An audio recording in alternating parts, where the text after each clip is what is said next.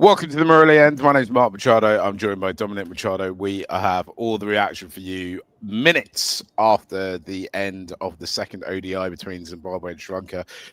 Sri Lanka have won the series 2-0. It was quite a comfortable-ish win in the end. We'll get into that as well. Just so you know, this show is brought to you by Kidrated. It's a website which rates attractions by children, for children. At the moment, it's just in London, but it's going to go global very soon. So if you can, it does help us out if you go and have a look at it.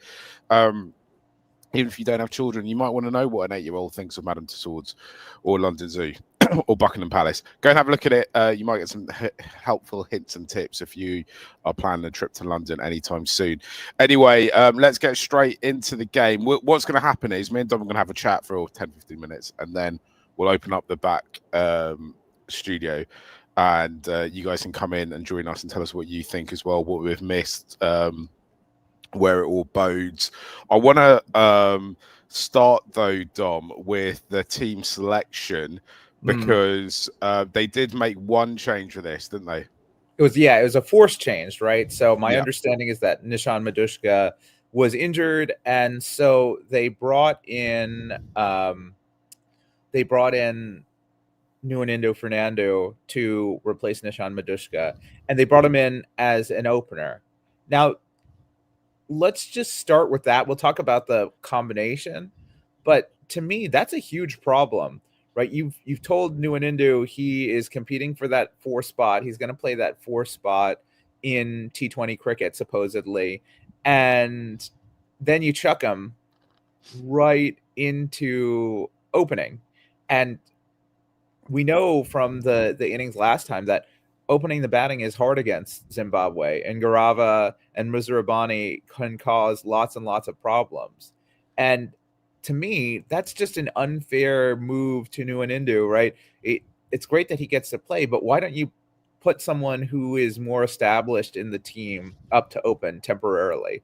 You could move Kusal up. You could move Sadira up. Both of them have opened. And to my mind, that's just setting up someone like Nuanindo to fail.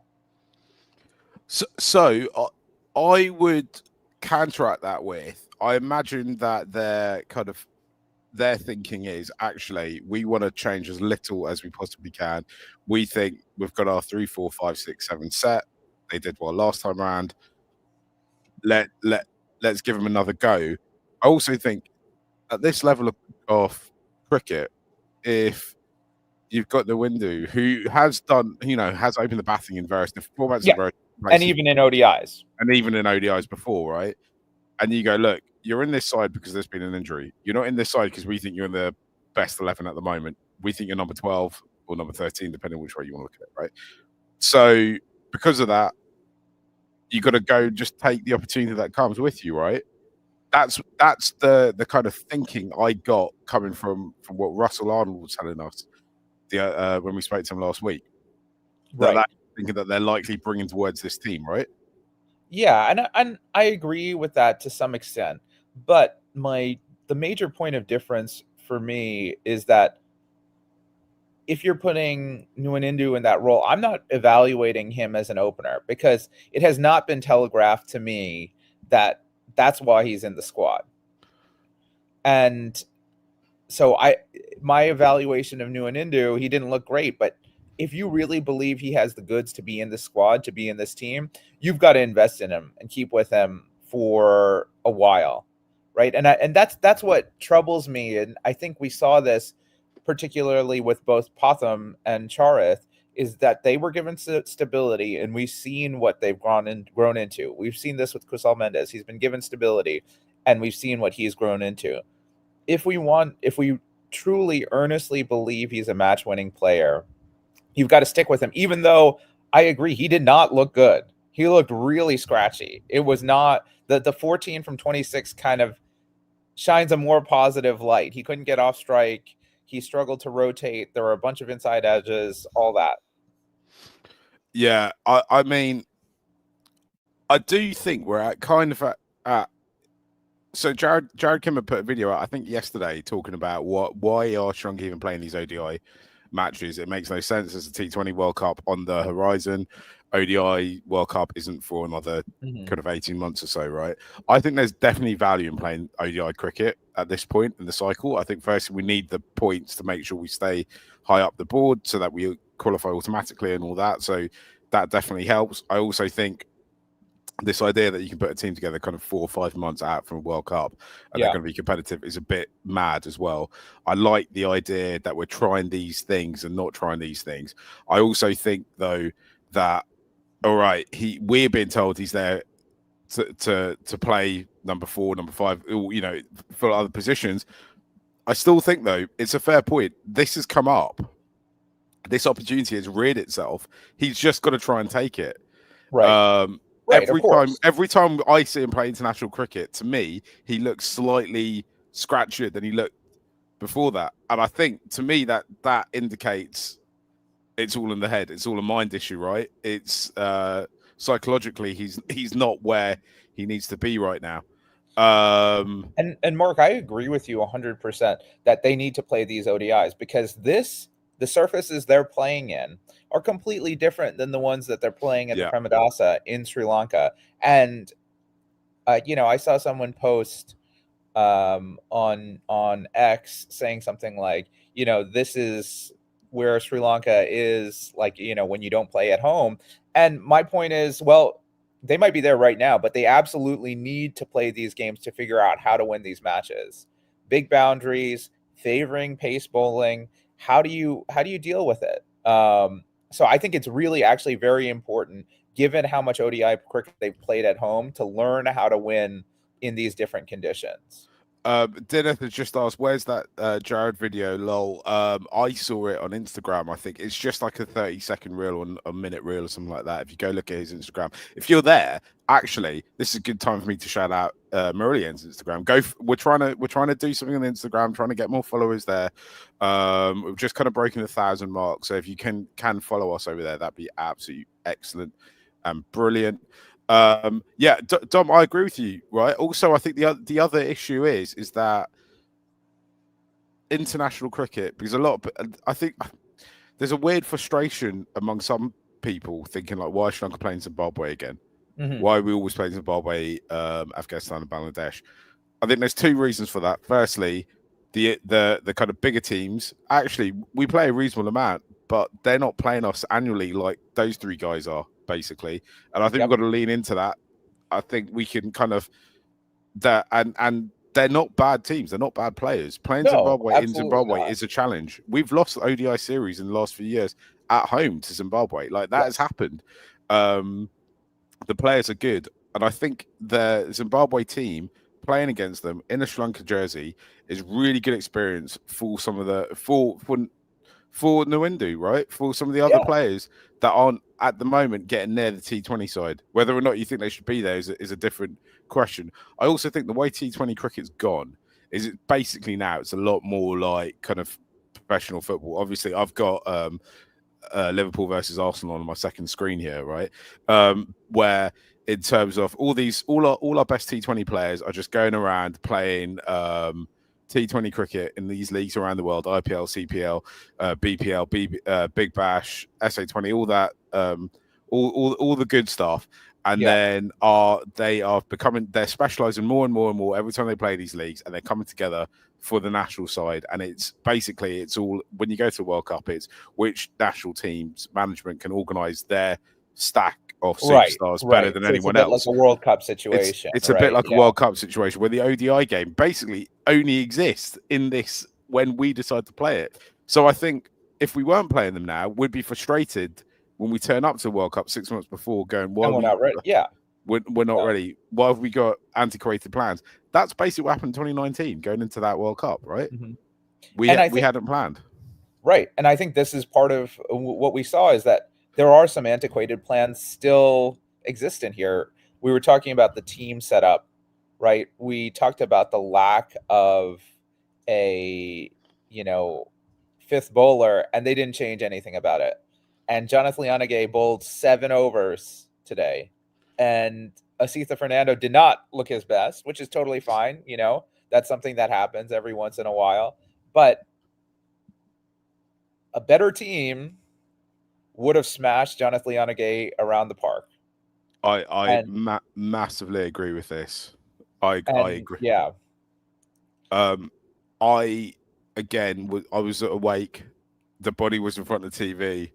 Not much was coming in into the eyes, but it did strike me that it was strange that today was one of those days where Kamindu just didn't get a bowl, which not strange. Yeah. I just think the strategy is wrong because you're going in with this whole idea of we're going in with 3 bits and pieces players, and we need to somehow get 10 overs off them. And if one of our 4 bowlers is having a bad day, you've just got to weather it probably for at least 7 or 8 overs of them, right? We're just giving too much away to the opposition, which I think would kind of be fine if I felt we have good batters, but we don't have batters who can really score at pace. Yes, if and going to be that's honest, the other part of it, right? Like the batting innings, there was always a little bit of pressure to keep up with that run rate. And that was precisely because we don't have someone to come in and give us a 35 off of 20, right? To hit a few boundaries and just ease it off so that whoever's set can just kind of tick over.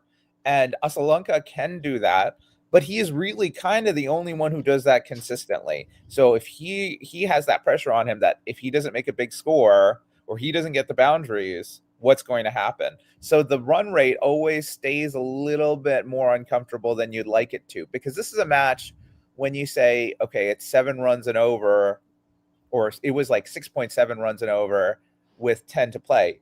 You should be done with that with 2 or 3 overs to spare. You see, I don't think I'm as hard line on this as you, right? Because the thing that was frustrating me early on was I thought there was way too many dot balls. I'd love it if someone in the comments, someone's watching, if you could work out how many dot balls there were and the dot ball percentage and all that. I looked at particularly earlier on in Patham's innings, he was scoring most of his runs off boundaries, which makes me think 2 things. Firstly, he needs to run a bit more, get those 1s and 2s, because I think his strike rate, I don't know what it finished on, but it was about 80%, and it right? finished on about 85, right? Yeah. And the other thing, though, which I think is a positive, is he's clearly working on trying to find the boundary more. Yeah. So but I will say the strange thing is early on he was aggressive and went for the boundary. Yeah. Later in the innings, he was more willing to kind of tick things over.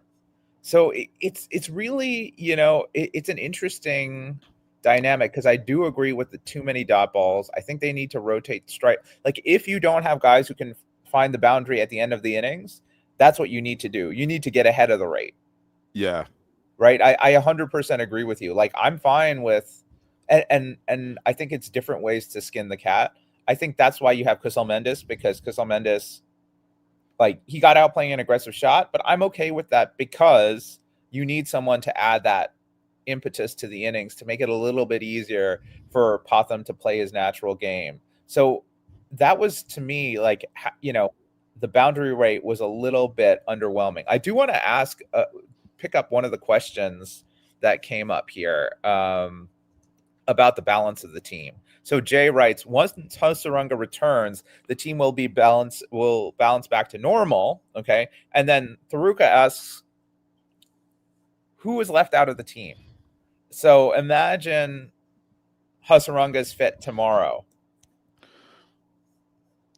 Well, so that's where I think Kusal opens and everyone just comes up.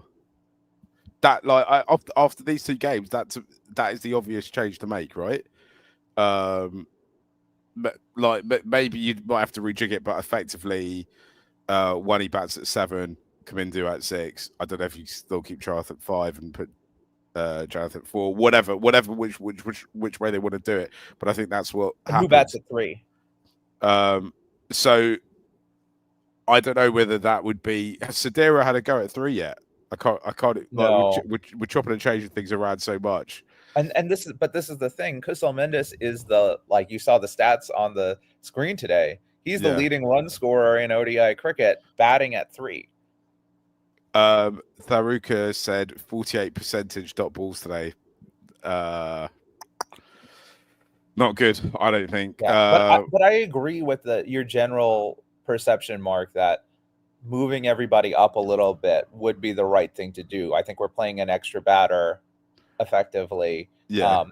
And 2 of those batters are not particularly good, whoever the opening partner is and whoever is batting at 4. So we can, to my mind, we can spare that one of those 2 positions. So it's where you want to see it. Like, I think you could potentially keep the top 3 the same and then slot either Jonathan at 4 or Kamindu in at 4, whichever you feel more comfortable with.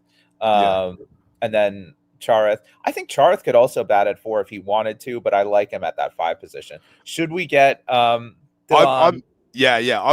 Before we get Tilan up, I'm big on don't change things that aren't broken. Yeah. Don't break things that are fixed. Which I like. I'll be honest. I think it's a very Sri Lankan thing to do, is to try and fix things. If I take this off, then we go to that, and then I think I can add Tilan to the stage. Perfect. If, like, Tilan, you want to join us, the link's in the comment section, so come on and get on board.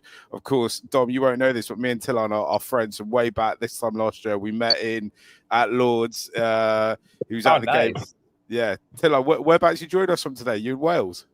From Steenbells, Newport. Oh, lovely.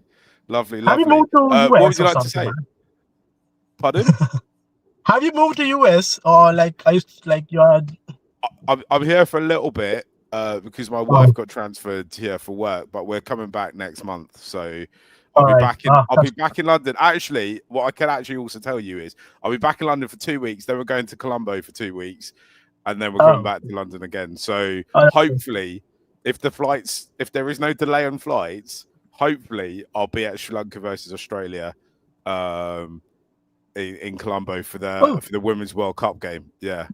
I was wondering whether next year Sri Lanka is traveling to UK now. So I'll be there. I thought I'll be every single game. You got to come as well, man. Yeah.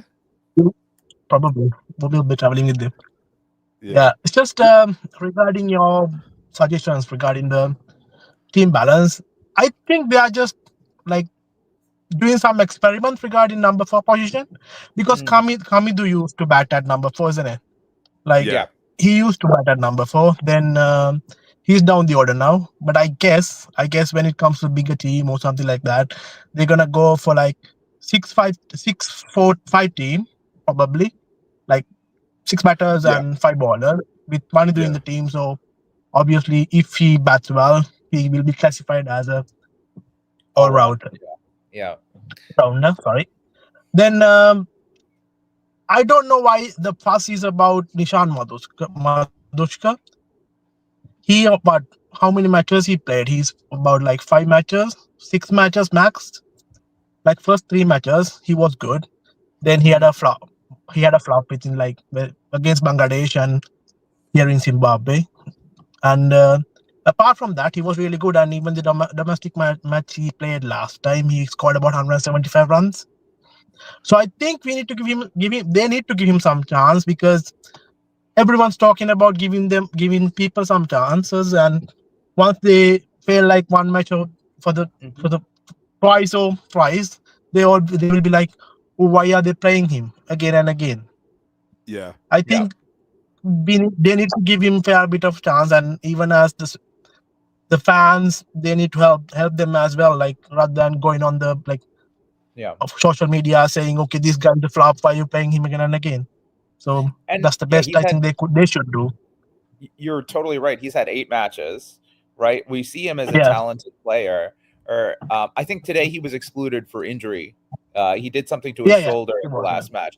But I am 100% on board with you. We see what's happened with the players we've actually invested in with batting. It takes time for Sri Lankan players to mature at the international level and be able to score big runs at the international level. So if you believe someone can do it, you absolutely need to stick with them. So I think Nishan Madushka, especially with a 2027 World Cup horizon, he's someone that you want to just kind of hold on to and say, all right, let's give you a few more games and see how you develop and grow. 100% agree.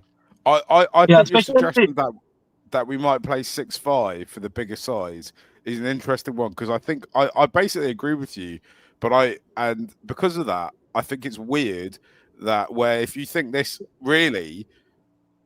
realistically, the results of these games don't matter. And a two match ODI series against Zimbabwe isn't going to dictate what we do in the World Cup. But it's a great way to experiment, and that's why I think actually we should have just tried to play. They need to imagine every game is like a knockout game in the World Cup, right? And try and get as much experience out of that. And that's why they should have gone with we're going to do a 6-5. And this is what would happen if we got to a World Cup quarterfinal or semi-final and one he was injured. This is the team we would play. Because if you look at the Sri Lanka squad at World Cups, is we always have injuries around that time. So to me, it's a miss. Should I read this comment out? Yeah, I think this is also interesting because I think this is the counter to Thilan's point about giving Madushka a longer run. What are you guys' thoughts? Nwindu's opening, should be give him a long run there, or should we give the number 4 spot to him and have someone else open like Kamal Mishra, Lassad Cruz, Pillay, Siobhan Daniels? I also think that in a cricket culture like we've got in Sri Lanka at the moment, it's kind of thriving, right? And there's loads of players knocking the door down. I think there's also an element of like, you've got to just shut it, like go, right, this is our squad. Yeah. We're going to stick with these guys for a little while. We can't just keep throwing people in, right? With the hope that it all works out for them. I agree. I think the thing is, okay, so what I liked about Savina's comment here is that, okay, these are aggressive players. If you're worried about boundary counts and dot balls, these are guys that you would want to pair with Pathum Nissanka to unlock his full potential. So that's my sort of thought. 2 of those guys, I think, Kamil Mishara is a left-hander, so that also could provide Siobhan Daniel left-hander. So you have some. So to me, there is some logic to it. And again, it's a thing worth thinking about and experimenting with. I don't think they need to do it, but it's an idea that's out there that, okay, you're playing Zimbabwe and you're finding that you're having trouble reaching 300. This is a potential way to do it. Tilla, what do you think of the opening then? Who should be opening? Because lots of people saying Kusal Mendes should open as well. For me, Kusal Mendes shouldn't open, because if you go through the stats, he was a flop at the opening position. But number 3 was his best position, because he joined the team 2015. Within the last 10 years, he batted from opening slot to number 5, if I'm not wrong. Every position he batted in that period of time. The only place he was succeeded was number 3. So he's doing well right now. I don't think we should change it. Bear in mind, we are going to South Africa and Zimbabwe for the 2027 World Cup, which means you would be facing faster bowlers, the best of the best bowlers, like Mitchell Stark, if they will be playing. Or if you go to India, they got Bumrah, Shaheen Shafridi. India, in England, you got Archer, Mark Wood, and everyone. If I don't think Mark Wood will be there for the 2027, but you get what I'm saying, right? So there should be technically sounded batsmen on that position where they can handle the swinging and seaming ball, because especially these 2, Pathum and Nishan, they are very good test players. So that means they are solid batters and they can properly face the fast bowlers. So if Nishan is not there, my suggestion would be Kamil Mishara. If he keeps his form like this until 2027, we need to give them fair chances as well. They should have a proper rotation policy. In my point of view, give them what would we have, 25 matches? Yeah. Give them 10 matches each. So they have proper match practice before they go to the World Cup. And I think this is the other thing is, you're you're in a 2-match series against Zimbabwe, why not try it? That's my thought, is that maybe against the Indias, maybe against the South Africas, you want to have a fixed plan, but there's opportunities to have perspective. I don't think they had a plan for Nishan. Like they didn't have a plan for Nishan Madhuska this series. I think initial thought was to play him both matches, but he got injured. Because of that, no one got a chance this match. I think they didn't have a plan to have a backup. They didn't have a backup plan for Nishan Madhuska. They had to play Nuwanidhu today because he was injured. Yeah, I think that was my thought. Like, it's also tricky, right? Because they are really half thinking about the World Cup. They're thinking about the T20 side. They've got players flying in. I think some of them came in yesterday and today to join up for the T20 squad. So that's probably consuming a lot of time as well for them. But anyway, we've won it. Let's not get too. We don't need to get too damn beat about it. Dylan, we're going to let you go. If you could just hang about backstage for a minute or two, just upload your video. That'd be wicked. Sal, thanks for joining us today. Whereabouts are you calling from, bro? Hey guys, hi there. I'm calling from London. Oh, wicked! Awesome. London Harrow, northwest of London. All your neighbours, Mark. Well, sadly, I'm in exile in East London when I'm back. But Harrow, Dom, if you don't know, that is one of the best places to get Sri Lankan food, though, isn't it, Sal? Oh, okay. Yeah, there's a few joints just popping up now and again. There's a place called Kotu that just opened up in Rayners Lane. I got my eyes on it. Yeah. So I'll probably pay it a visit. But yeah, good places to go to. So yeah, sport for choice, I would say. Awesome. Right, what do you want to say about today's game? Yeah, so I think a few things. I mean, well done. They've got 2 in a row, which is fantastic. I think loads of things. One of the things I wanted to just mention was Kaminda Mendes. What a talented player! Unbelievable. You feel a bit bad for him playing at 7, and also just a little bit confused coming behind Janif Lenarge. Yeah. However, they've been playing both well, which is great. But yeah, it just seems a little bit odd in the positioning. But they've done well. I know Kamindu done some really good stuff in for SRH when he was in the IPL as a finisher, and for me actually he kind of fits best in the T20 squad as a bit of a finisher around the 6 slot. I think they'll looking to mold him in that space because I think he's got a lot of potential there. So I think he's done really well. I just wanted to say, like, I think good thinking on sort of bringing Nuwanidhu Fernando up the order. I think Madhuska, he's had a bit of a tough time in international cricket of late. He didn't do too well against the Bangladesh series, a few low scores. And I think. Oh, lost Sal there. Got a bit robot. I'll just remove you, and I'll add you back on. Yeah. Can you hear me? Yeah. Do you know the Bangladeshis have got in the system, Dom? Yeah, they heard whenever people make good points in this show, Bangladesh cricket pulls them. Yep. Like that's timed out. Yeah. Trying to get. If you want to come on stage and join us, like Sal and Tilan have done, Sal, we'll keep you backstage. Once I see you in vision, I'll add you back on.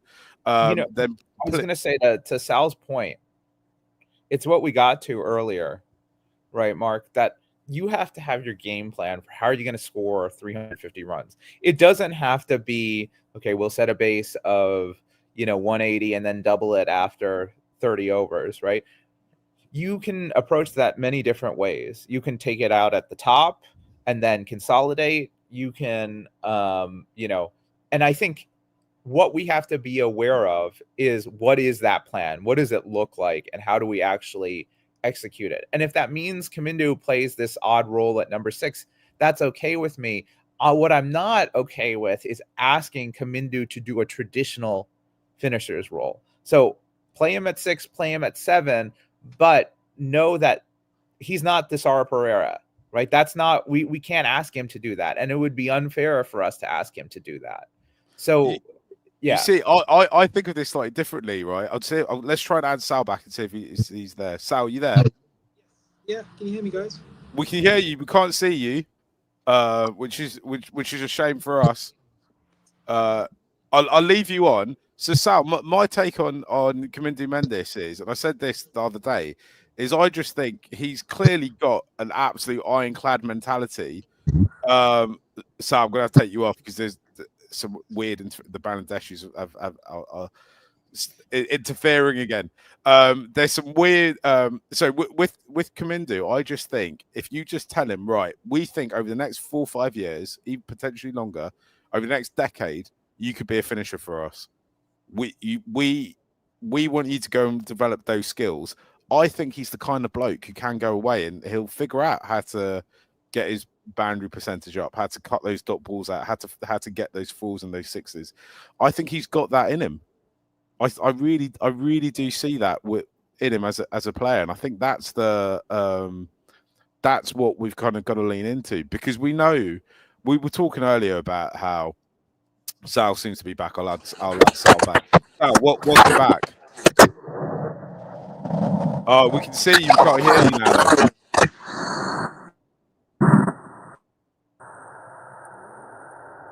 No, still can't hear you, bro. No. Have you got a laptop? Get your laptop. I'll just take this this question very quickly. Predictions on Liverpool versus Arsenal game. I'm watching it. I've got it on the other screen. If you might even be able to see it in my eye, in my glasses. It's 0-0 at half time. I'm hoping Liverpool can kind of nick it somewhere along the line. We're not playing particularly fluently at the moment, but with Virgil van Dijk, we've always got a chance of keep Virgil van Dijk and Alisson. We've always got a chance of clean sheets. Anyway, where were we on the cricket, guys? If you want to join us and come and talk to us, please do. We love having you guys on. It'd be good to get people from Sri Lanka. No one from Sri Lanka ever joins. Though, and also it'd be good to have some. So if there's any women watching who've got any takes and stuff, come in and have your say. I don't want this to be a man-only space. Let's try and get Sal back. Finish his point. Sal, how you doing? Hey guys, can you hear me? We can hear you. You look great. Brilliant. Sorry about that. But so I heard about Kamindu Mendes. Yeah, I think he's a talented player. I think it took him a bit too long to get into the side. He was on the sidelines for quite a while, and when he made his break, he made a big impact, didn't he? Yeah. But now that I think it's a shame they didn't trial too much with his bowling on this match, but I think they know that he has the potential to come into a game and keep momentum there. But yeah, I think it's good that they have him in the setup at the very least. I think that's the most important thing, that he's playing. So I think no doubt that he has the potential to be somewhat of a finisher. You know, someone like Russell Arnold who can do the job. I think he's an intelligent cricketer. I think one of the matches that I saw in his T20 matches, I think he scored like a 65 not out. Nearly got us there, I think, against Afghanistan. And from that moment, I knew he was just such an intelligent player. And you probably need someone at the back end who can calculate, take risks, and calculate that all right. And I think he's a player for that in those tough situations. So hopefully there's some impact games he can make in that space. Well, one of the comments around sort of Hasaranga when he comes in, who does he replace? My instinct is probably at the moment is probably Tikshana, who hasn't really in the last year, I would say, been an impactful player, someone that can take 3-4 wickets. He's not that type of player, of course. He's more of a economy rate of 5-6, maybe picking up a wicket or two, which is a supporting act against the rest of the bowlers. But if Hasaranga did come into the setup, I'll probably leave things as it were. Keep Kamindu and Linanage at the 6-7 position, whichever you want to rotate is fine. But yeah, I think Tikshana would be the person that I would take out for this particular game. I guess it depends on the tracks, what conditions you're playing. Yeah, I'll probably leave Hasaranga in as the sole spinner, or the sole frontline spinner rather, in this team. But I know others have thoughts. I know what you mentioned. You'll swap over the orders and bring people up forward. But yeah, I mean, it's just an interesting dynamic because it's inevitable when Hasaranga does come back, things will change. I'm interested in how if people rate Hasaranga as a bowler higher than they rate Theekshana, because I know when Hasaranga's on fire, he's definitely one of the best in the world to do it. I think the same with Theekshana, but I think that when they're having bad games, then for me, Deekshana is probably a better player when he's having a bad moment than when he's having a bad moment. Because when he's having a bad moment, it's like, right, you're going for 20, 25 runs and over, where Deeks can kind of hold it together a little bit better. I feel I could be wrong. I don't know what you think about that, Dom. Well, I think one of the things that's interesting is Deekshana is rated the #1 ODI bowler in the world right now, together with Keshav Maharaj. So there is this, and look, in T20s, I do think that Deekshana has not been as good as we have usually expected, right? And this is what Tushar Lakshan is saying. He's currently ranked #2 in ODI bowling. His role is to build pressure and through dot balls, not to take wickets. That's the role of Hasaranga. This is what I was going to say. Pairing them together is very dangerous because Deekshana and Hasaranga bowl best when they bowl together. And so I think when you bring Hasaranga in, it's helpful. The other bit about it is that, now this is going to get construed the wrong way. Hasaranga he's kind of he makes a huge difference against teams like Zimbabwe because he can run through their lineup. It's not going to happen as often against the South Africas, against the New Zealands, against the Indias. So one of the things that differentiates us is we said, okay, yeah, we ran this series close to Zimbabwe, but Hasaranga bowling in the middle would have made a huge, huge difference in this series. He might be known amongst guys who play IPL, but I don't know if that's true all around the world. And the other bit, we should shout out Dilshan Madhushanka. He got a lot of plaudits last game for that hat trick, but he was really good today. There were a couple of drops or instances where there weren't slip fielders. So I want to give him his flowers and say, I'm all for let's bring Madhushanka back into the Asia Cup squad. I would love to know what other people think about whether or not we can play both Hasaranga and Deekshana in South Africa. I just saw a comment about it. I've lost it now. Yeah, here we go. Here it is. Can we play both Hasaranga and Deekshana in the next ODI World Cup in South Africa? I don't think so.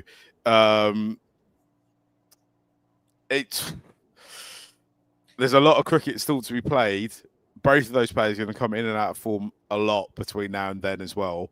For me, and I'm obviously the most optimistic Sri Lanka fan in the world, I think if Sri Lanka are going to do anything at the T20 World Cup, it's going to be led by those two, right? We've got a really incredible seam attack, but those two have to. If we're going to do anything in terms of knockout games, those two are going to have to light it up a little bit. I still feel in ODI cricket in South Africa, that's almost still going to be the case. I do think, though, I was surprised by Russell Arnold when he came on the show just over a week ago. He said that he'd felt, I can't remember the exact quote, but he was disappointed in Hasaranga's contribution to the team in recent years. I thought it was surprising that a kind of member of the senior Sri Lankan cricket world came out on a show like ours and said that.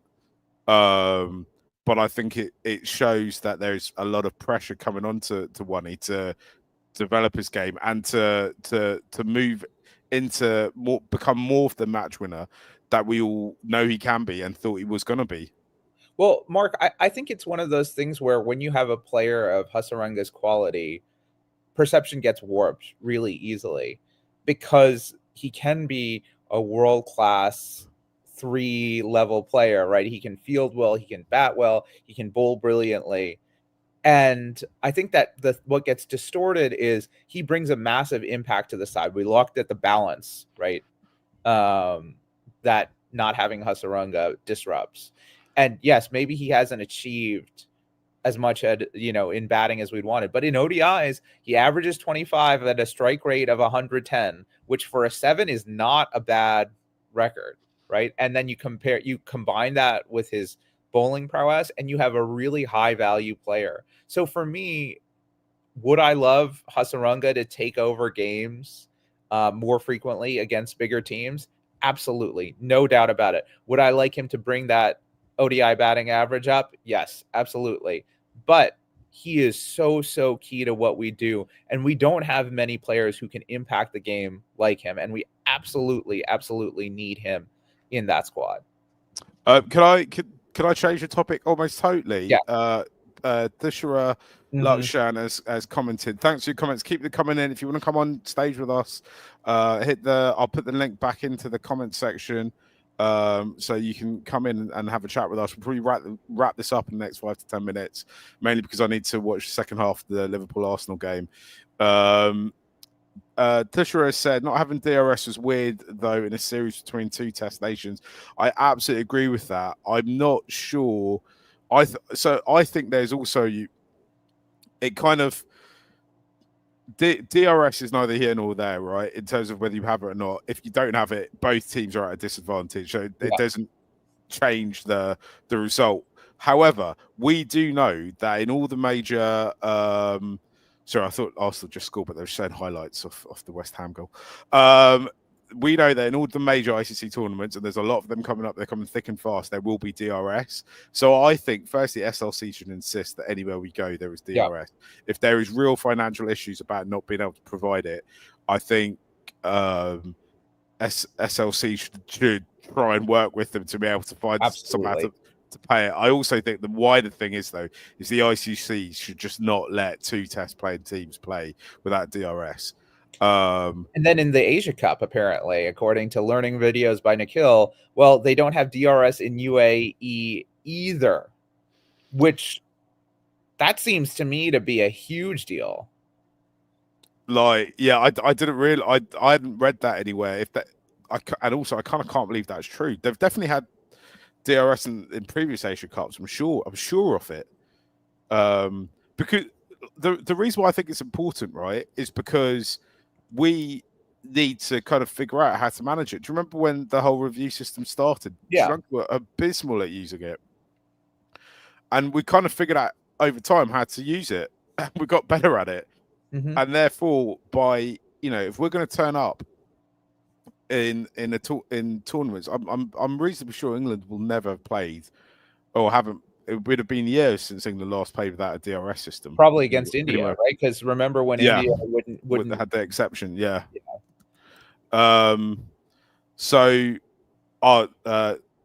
Learning videos by Nicholas clarified he meant to the current tri-series. Okay. Yeah, I have no idea how expensive the DRS system is. I've not tried to buy one or hire one.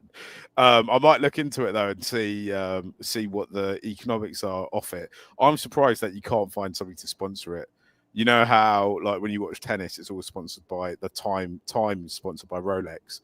Mm-hmm. I mean, time exists whether or not Rolex are there, right? But it's the other thing I did think was interesting is I felt, and I could be wrong, obviously there was massive changes to the way gambling is regulated and sponsored and works in India in the last couple of weeks, and I thought there was more gambling sponsors around that Zimbabwe Sri Lanka series than I'd seen in quite a while. I'd be interested to see if it's the same for the next. There's always gambling sponsors around both Sri Lanka and Zimbabwe, right? But I thought it was interesting that I felt there was more than I'd seen. I could be wrong there. I don't know if anyone else. I know there are people who do, who look at the kind of data and analytics of where the sponsors come from. I think potentially, I think gambling advertising is now banned in India, as is actually gambling in itself. So that's potentially another stream of revenue for Sri Lanka coming down the line. Obviously, there's an ethical consideration for it. I'm not endorsing gambling in any way. However, if a gambling company did come in and sponsor this, I would happily endorse it, even though I myself never gamble. Dom, should we kind of wrap it up over there then?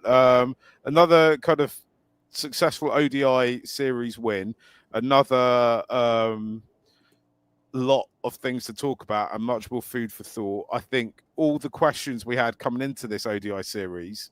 Oh, Dom, take that off the screen now. I had to. Let him do right. Come on, you Gunners, or COYG, that is not what I stand for. Other people might. Dom, just as a kind of final thought in this ODI series, I think all the questions we had coming into it have largely remained unanswered, but we've just kind of got the wins. Yeah.